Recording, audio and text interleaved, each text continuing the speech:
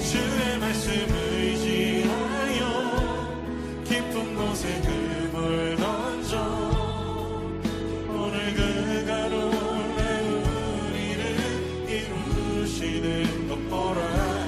주의 말씀을 의지하여. 네, 안녕하십니까.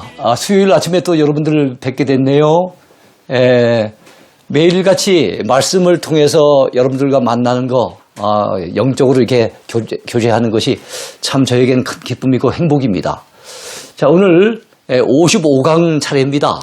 성경의 문화 순례 가운데 세 번째 순서인데요. 오늘도 기대하시기 바랍니다. 이스라엘의 절기. 저는 이 이스라엘의 절기와 관련해서 그 깊은 의미가 있다는 것을 발견하고 상당히 참 저는 이 절기 생각하면은 진짜 기뻐요. 기쁘고 굉장히 감사한 일입니다. 절기와 예수 그리스도의 어떤 그 생애와 아주 밀접한 관련이 있다는 것을 여러분 조금 있으면 알게 될 겁니다. 자, 이스라엘 가운데는 3대 절기가 있고 7대 절기가 있습니다. 7대 절기 안에는 3대 절기가 안 들어가는 게 아니고 3대 절기가 더 중요한 절기고 거기다가 4가지를 덧붙여게 되면은 7대 절기가 되는 거죠. 자, 그러니까 7대 절기는 3대 절기보다 더 확대된 모습이라 보면 되겠죠. 그렇다면 3대 절기가 뭐겠습니까? 유월절. 유월절을 무교절이라고도 얘기를 합니다. 그리고 맥추절. 맥추절은 유월절이 지난 지 7안식일이 지났기 때문에 그래서 77. 한 안식일이 돌아올 때마다 7일 걸리죠? 7안식일이니까 77절이 되는 거예요. 77에 49. 그렇죠? 한 49일. 이것이 신약에 오면은 49다면 50이 되잖아요. 이게 신약에서는 오순절이 됩니다. 그래서 맥추절, 77절 알아두시기 바라요. 우리 옛날 학교 다닐 때는 77에 뺑기칠 이렇게 얘기를 했었는데, 자, 우리 장막절이 있어요. 장막절은 초막절이라고도 하고요. 왜 장막절인가 하면은 옛날 출애굽을 할 당시에 우리 조상들이 광야에서 장막을 치고 살았던 그때도 하나님이 그들에게 은혜 베푸셨던 것을 기념하면서 지키기 때문에 장막절이라고도 하고 초막절이라고도 해요. 그런데 그때는 가을 추수가 끝나고 추수한 것을 저장해 놓고서 지키기 때문에 수장절이라고도 얘기를 합니다. 수장절. 자, 이스라엘의 남자들은 1년에 3차례에 걸쳐서 반드시 예루살렘에 올라갔어야 돼요. 그래서 이 3차례를 3대 절기라고 얘기하면 되겠죠. 아까 유월절, 맥추절, 그리고 장막절. 이때는 반드시 어디에 올라가야 된다고요? 성전이 있는 예루살렘에 올라갔어야 했습니다. 자, 7대 절기는요. 유월절에서 무교절을 갖다 유월절을 같이 보는데 이걸 좀 쪼개야 됩니다.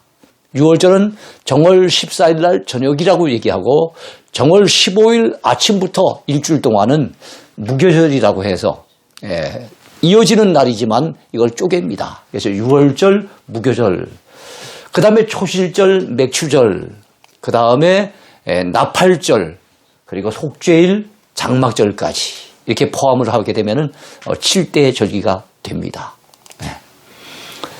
자, 유대인들이 지키는 7대 절기는 예수 그리스도의 생애와 또 사역과 아주 밀접한 관련이 있어요.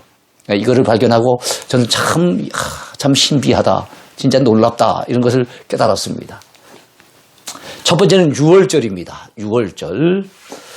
자, 유월절을 지키는 때가 언제일까요? 때는 아비벌, 종교력의 정월달이라고 해요.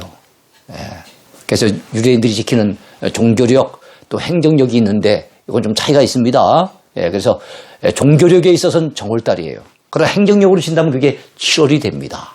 7월이 되는데 바로 이 아비벌을 우리로 친다면 이제 정월달, 1월달인 거예요. 그 아비벌이라고도 하고 성경에 초반에는 아비벌로 나오다가 바벨론 포로로 갔다 돌아온 이후에 기록한 역대기라든지 에스라, 느헤미야, 에스더 같은 이런 그 이후의 기록에는 아비벌로 나오지 아니하고 같은 말이지만 바로 바벨론의 영향을 받아갖고 니산월이라고 얘기를 합니다. 그래서 아비벌과 니산월은 같은 달이에요. 바로 정월달입니다. 자, 그날 그 달에 14일, 요일로 친다면 오늘날 그 금요일입니다. 이 14일 저녁에 지키는 게 무엇인가 하면 바로 유월절이에요. 유월절. 자, 지키는 목적이 뭘까요? 애굽의 종살이에서 이스라엘을 구출하시는 것을 기념하고 또 죽음의 천사가 어린 양의 피를 보고 바로 이스라엘 백성들의 집에 들어가지 아니하고 넘어간 것. 이 넘어간 거를 한자로 친다면 뭐라고 합니까? 유월했다 그러지요. 영어로 친다면 패스오브 했다고 얘기하지 않습니까? 유월. 그래서 유월절을 지키게 되는데 그 유월하게 된 것을 감사해서 우리 조상들 그리고 우리 이스라엘 백성들을 지켜주시고 건져주시고 구원해 주신 것에 대한 감사, 그 감사를 표하는 절기가 바로 유월절이라고 보면 됩니다. 예언적인 의미가 있어요. 어떤 의미가 있을까요? 예수님께서는 유월절에 십자가에서 피를 흘리며 죽으셨어요. 그러니까 예수님이 그 십자가에서 피 흘리신 그 성금요일 그날은 바로 유대인들이 지키는 유월절 절기입니다. 유월절 절기. 그래서 유월절 절기에는 웬만한 죄수라도 한 사람은 특별히 이게 뭡니까? 살려주는 그런 전례가 있었어요. 그래서 본디오 빌라도는 예수님을 살려주고자 하는 그런 의도가 있었는데 사람들은 바라바를 살려라 그러면서 그래가지고 결국은 예수님을 십자가에 못 박도록 내놓았지 않습니까? 바로 예수님이 십자가 지신 날이 유월절이라는 거 잊어버리지 마시기 바랍니다. 자, 예수 그리스도는 우리를 위한 유월절 어린 양으로 이 땅에 오셨어요. 네?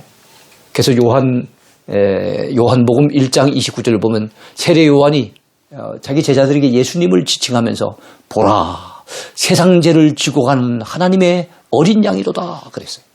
네. 그래서 6월절에는 여러분 그 죽음의 천사가 그냥 안 지나간 게 아니잖아요. 바로 어린 양의 피를 이스라엘 백성들의 문설주와 문인방에 발랐기 때문에 그 피를 볼 때 그들을 넘어간 거잖아요. 그러니까 그 이후에 그 이스라엘 백성들은 6월절을 지킬 때마다 반드시 어린 양을 잡아가지고 자기들의 집에 피를 발랐단 말이죠. 네. 이해하시겠습니까? 바로 그런데 그 피가 나중에 그들은 그 당시에 알지 못하고 발랐을지 모르겠지만 우리 하나님께서는 예수 그리스도를 바로 이 땅에 6월절 어린 양으로 보내셨고 네. 주님이 피를 흘려주심으로 그 피를 믿는 자마다 어떻게 하는 겁니까? 하나님의 심판이 지나가 버리는 거예요. 네. 그죠? 하나님의 심판이 지나가서 우리가 구원받을 수 있도록 그렇게 은혜를 베푸셨으니 얼마나 감사한 일입니까? 예수님의 십자가 희생으로 인해서 이제 우리가 멸망과 하나님의 진노로부터 벗어나게 되었다는 그것을 의미하는 게 바로 이 유월절의 깊은 의미입니다. 자, 유월절을 앞두고 주님은 제자들과 함께 최후의 만찬을 나누셨지요. 그러면서 성찬 예식을 제정하셨어요. 그래서 이 성찬 예식을 통해 떡과 포도주 잔을 통해서 예수님의 속죄의 몸, 또 우리를 위해서 흘리신 속죄의 피를 기념하라고 명하신 거예요.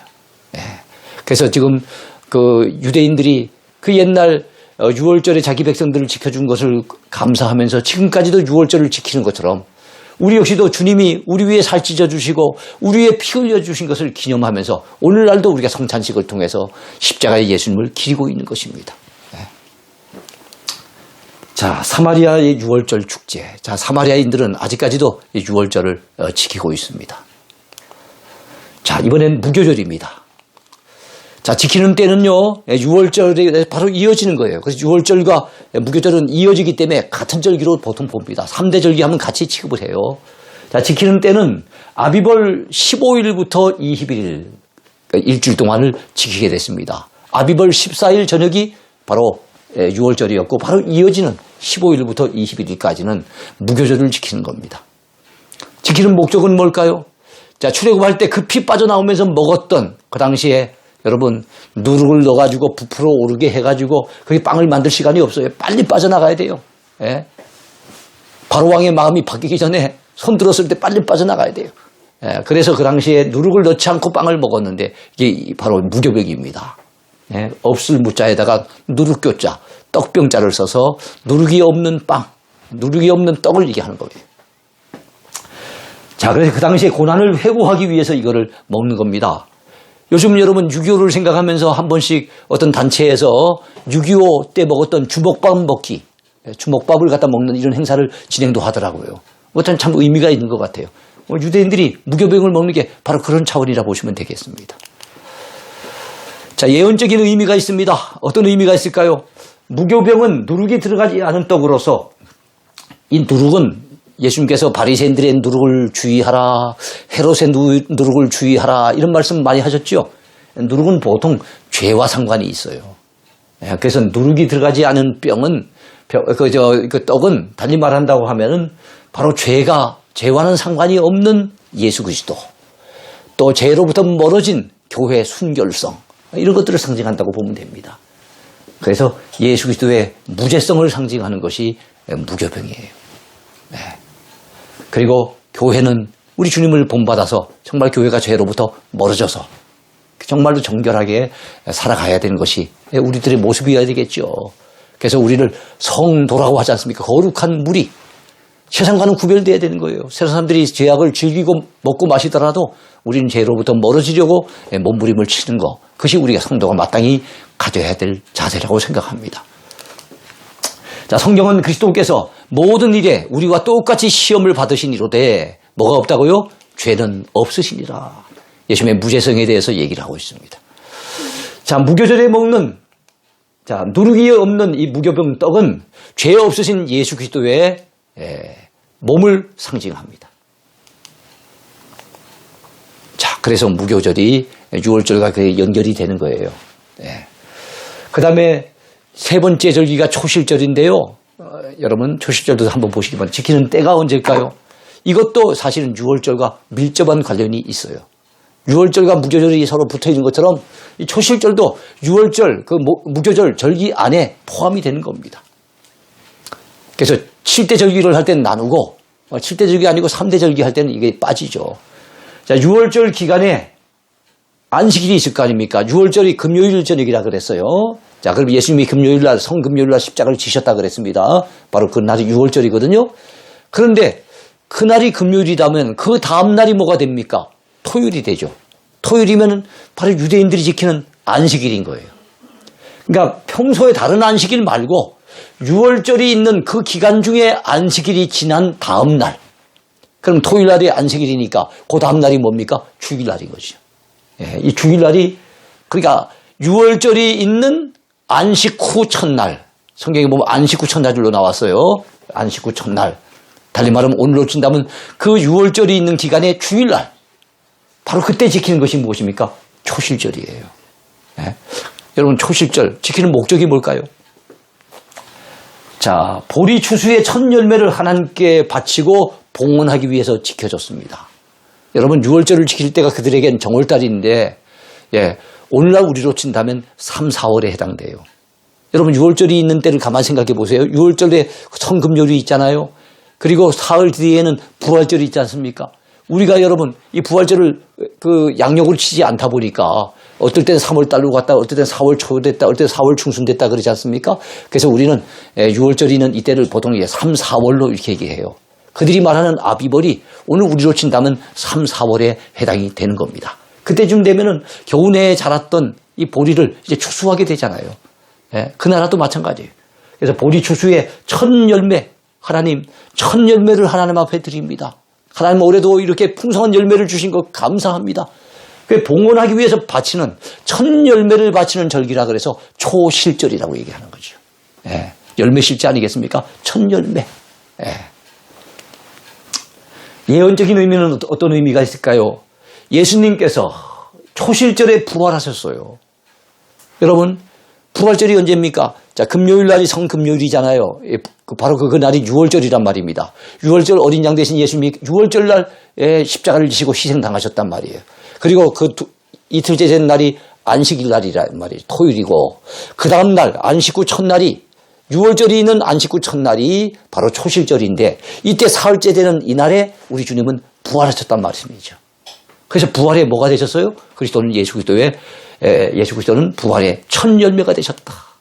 첫 열매를 바치는 그 초실절에 예수님이 부활의 첫 열매가 되셨다고 고린도전서 15장에서 이 부활장 아니겠습니까? 사도 바울은 그렇게 증거하고 있는 거예요.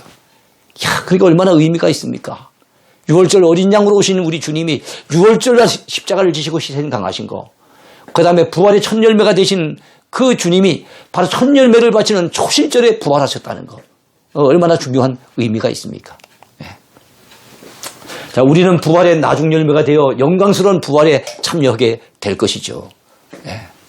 자, 무덤에서 나오시면서 부활하신 주님의 모습이에요. 예, 제자들에게 나타나셨어요. 예. 자, 이번에는 자, 맥추절입니다. 맥추절. 자, 7대 절기 가운데 네 번째 절기죠. 자, 맥추절은 6월절을 기준으로 해서 6월절 이후에 7 안식일이 지난 다음에 지키는 절기라 그래서 구약에서는 77절이라고도 했어요. 77에 49일 아니겠습니까? 그 다음 날이 되면 50일. 수는 열흘을 얘기할 때 술이라 그래요. 그래서 옛날에 한성순보, 그래서 우리나라 최초의 한문으로 된 그 신문이었어요. 한글 신문은 독립신문이 최초지만 한문 신문으로서는 이 한성순보가 제일 먼저 나오는데 왜 순보라 그럽니까? 열흘에 한 번씩 발간돼 나오기 때문에 순보라고 하는 거죠. 우리 예순 60 아니겠습니까? 칠순잔치 언제 합니까? 70에 하잖아요. 그죠? 그러니까 8순, 80이고 그런 식으로 하다 수는 10의 의미가 있지 않습니까? 자, 그래서 오순이란 말은 오순도순 모여서 무슨 뭐 하는 절기가 아니고 바로 50일. 50일 된 절기예요.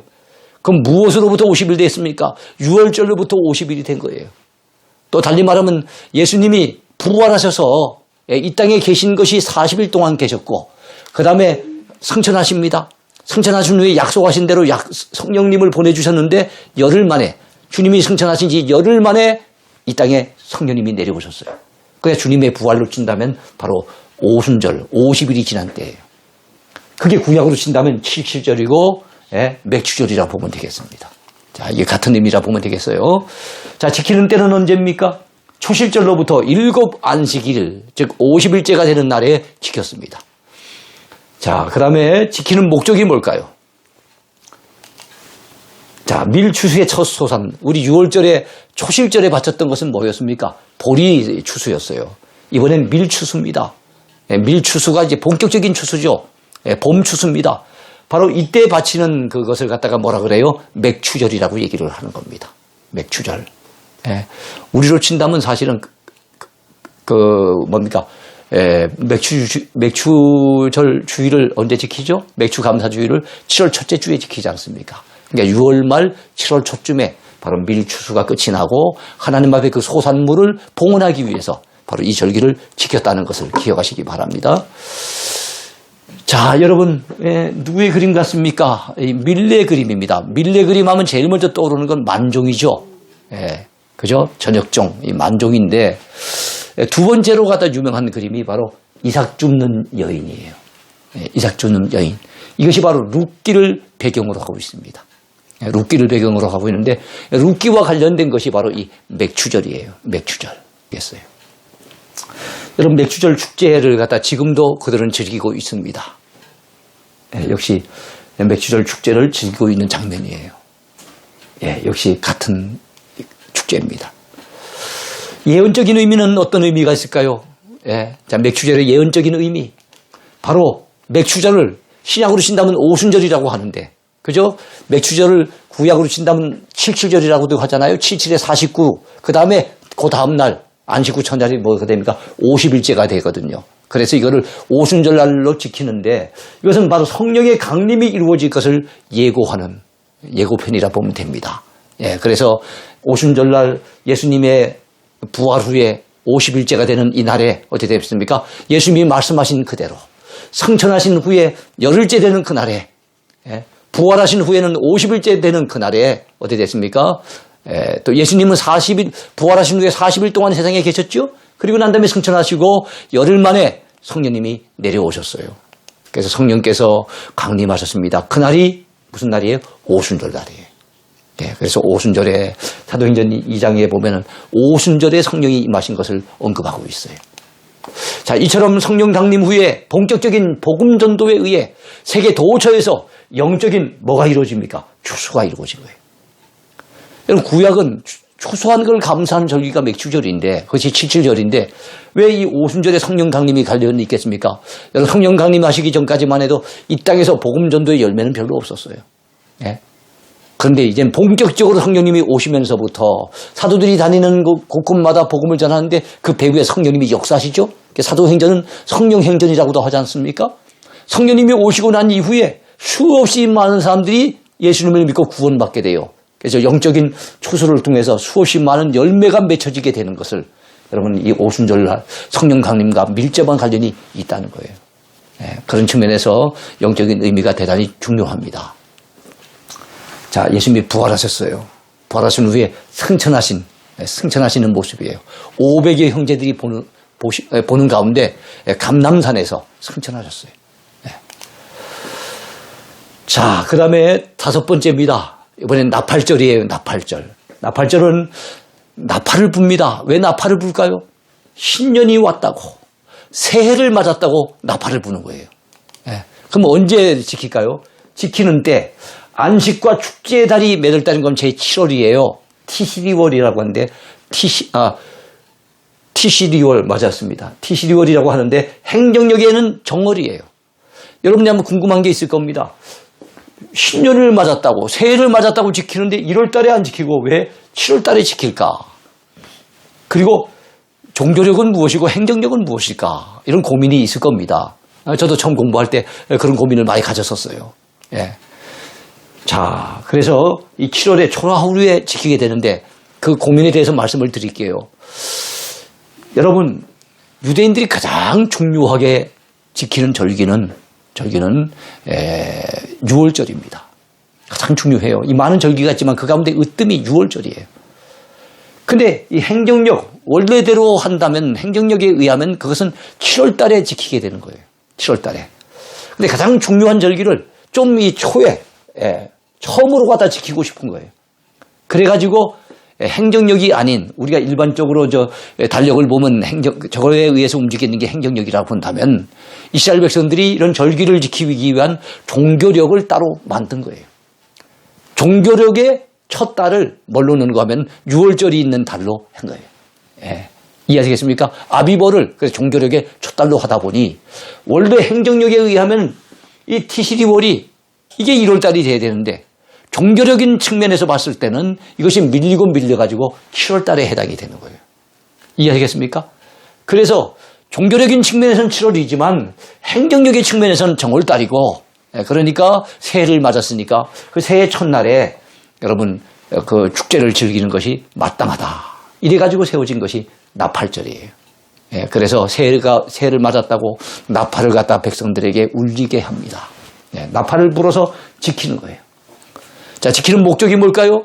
새로운 해를 맞아 나팔을 불며 기념하기 위해 지키는 겁니다. 그래서 이걸 갖다가 나팔절이라고도 하고, 나팔을 분다고 나팔절이라고도 하고, 새해를 맞았다 그래서 신년절이라고도 얘기를 합니다.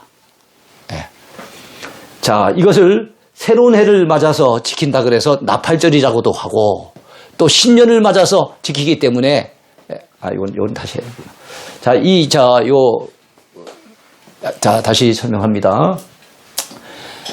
요 신년절은 나팔절이라고도 하고 신년절이라고 하는데, 여러분, 새해를 맞았으니까 당연히 신년절로 지키는 거지요. 근데 나팔을 불면서 지키기 때문에 이것을 나팔절이라고도 또 이름을 붙이게 되는 것입니다. 자, 예언적인 의미를 볼까요?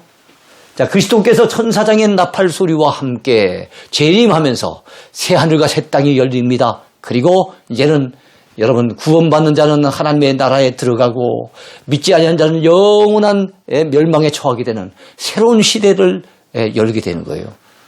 새로운 시대를 여는 거예요.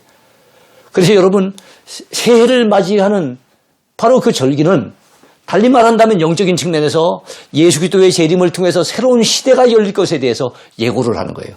바로 그때 천사장의 나팔 소리와 함께 주님이 재림에 오실 것에 대해서 말씀하고 있는 겁니다. 주께서 호령과 천사장의 소리와 하나님의 나팔 소리로 친히 하늘로부터 강림하실 것을 성경은 말씀하고 있어요. 데살로니가전서 4장에 보면 그 말씀이 나와 있습니다. 그렇습니다. 여러분 나팔을 부는 거예요. 저 멀리 예루살렘이 보이죠? 여러 종류의 나팔들이 있습니다. 이런 뿔나팔을 통해 가지고 중요한 일이 있을 때 나팔을 붑니다만 뭐 전쟁 때 불기도 하고 해요. 그러나 새해를 맞아서 부는 경우 바로 그날을 나팔절이라고 우리는 기억을 해야 되겠습니다. 자, 그때 우리 살아남은 자들도 그들과 함께 구름 속으로 끌어올려 공중에서 주를 영접하게 될 것입니다. 자, 어린 양의 혼인잔치에 청함을 받은 자는 복이 있다고 요한계시록 19장에서 말씀하고 있어요. 주님이 재림에 오시면 우리는 어린 양의 혼인잔치에 청함을 받아 주님과 더불어 여러분 기쁨의 잔치를 벌이게 될 것이니 얼마나 감격스럽습니까? 그래서 우리는 그때의 감격을 지금도 이미 당겨서 노래하고 있잖아요. 찬송가 180장, 여러분 찬송가 180장 한번 같이 나지막하게 불러보는 것도 괜찮을 것 같아요.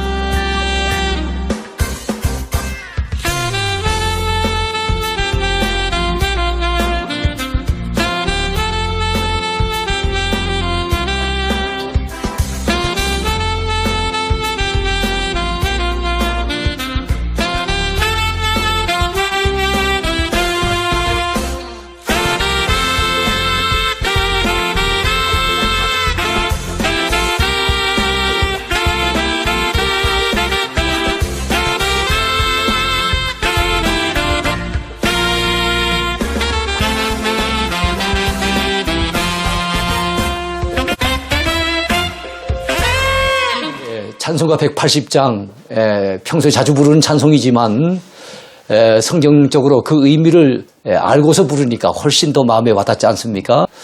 속죄일입니다. 6번째 속죄일. 자, 지키는 때는요.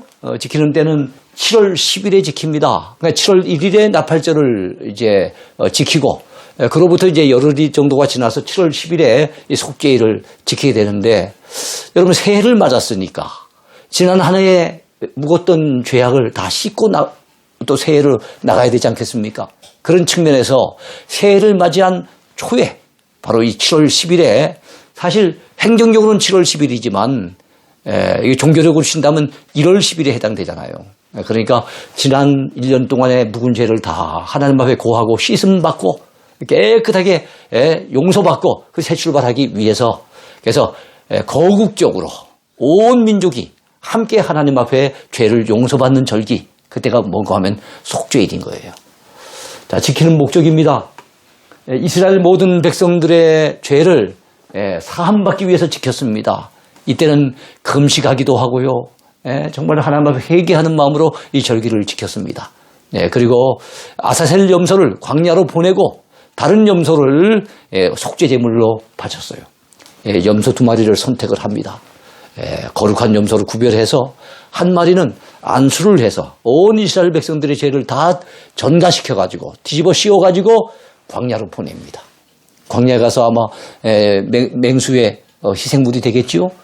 그리고 난 다음에 한 마리는 어떻게 됩니까? 하나님 앞에 속죄 제물로 바쳐서 드리는 거예요. 그래서 염소 2마리가 이렇게 희생을 하는데 특별히 광야로 보내지는 그 염소를 아사셀 염소라고 얘기를 했습니다.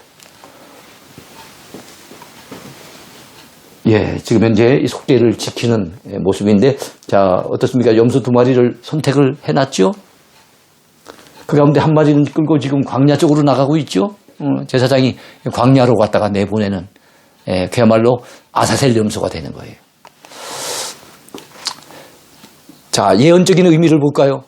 우리는 그리스도의 속죄의 은혜를 힘입어서 하나님의 보호자 앞으로 인도되어집니다. 그날에 하나님 보호자 앞에서는 어떤 일이 벌어질까요? 자, 주님이 재림에 오셨지요?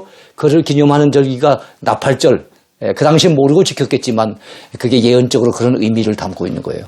자, 그럼 주님이 재림하신 이후에는 어떻게 되겠습니까?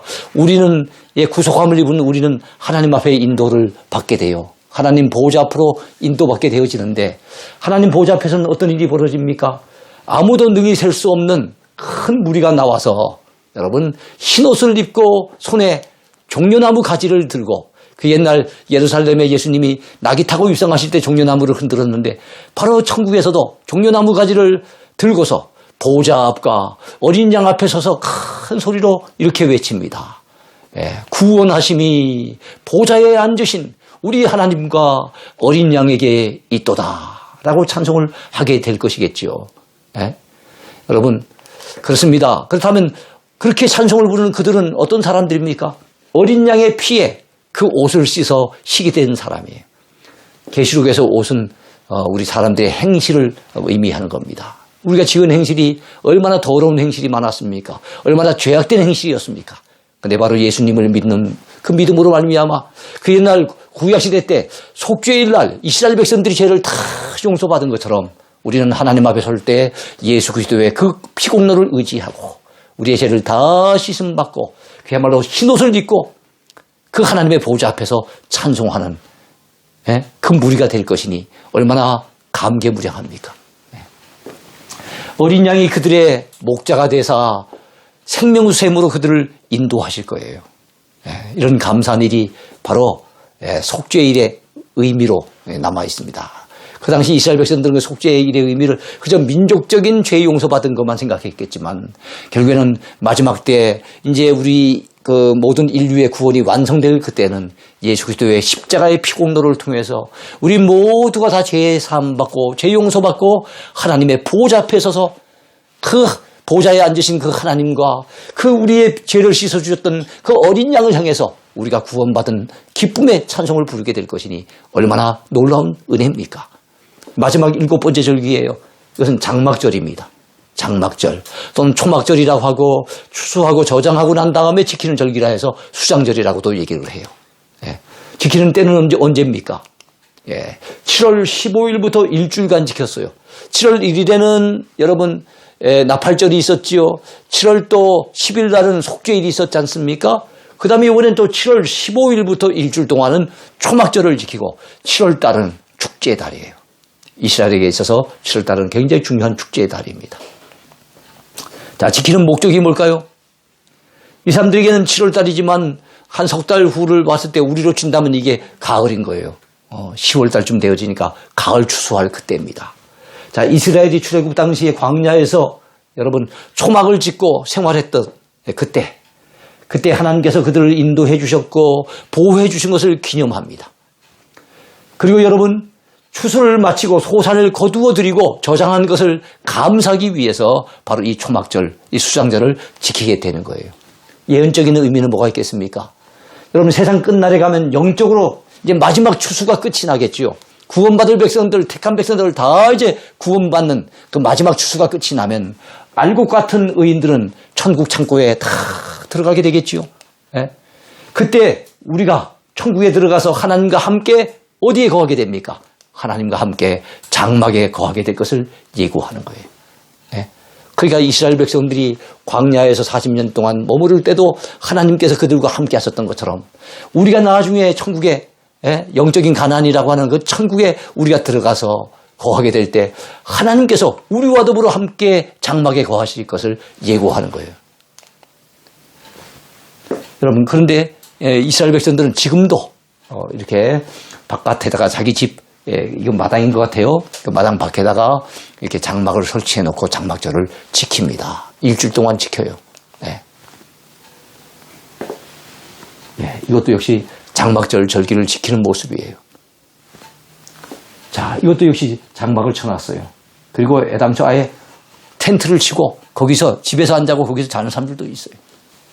다 장막절이 되어지면 자기 나름대로 이렇게 장막을 갖다가 세워놓고 그 이스라엘 백성들이 광야 생활했던 우리 조상들을 생각하기도 하고 그동안에 그때 지켜주셨고 그리고 또 은혜 베푸셨던 그 하나님의 은혜를 기억하며 또 올 한 해도 하나님이 정말 축복하셔서 농사가 잘 되게 하시고 풍성한 곡식을 거두어 드린 것을 감사하는 절기. 이것이 바로 수장절이기도 하고 장막절이기도 합니다. 또는 초막절이라고도 얘기를 해요.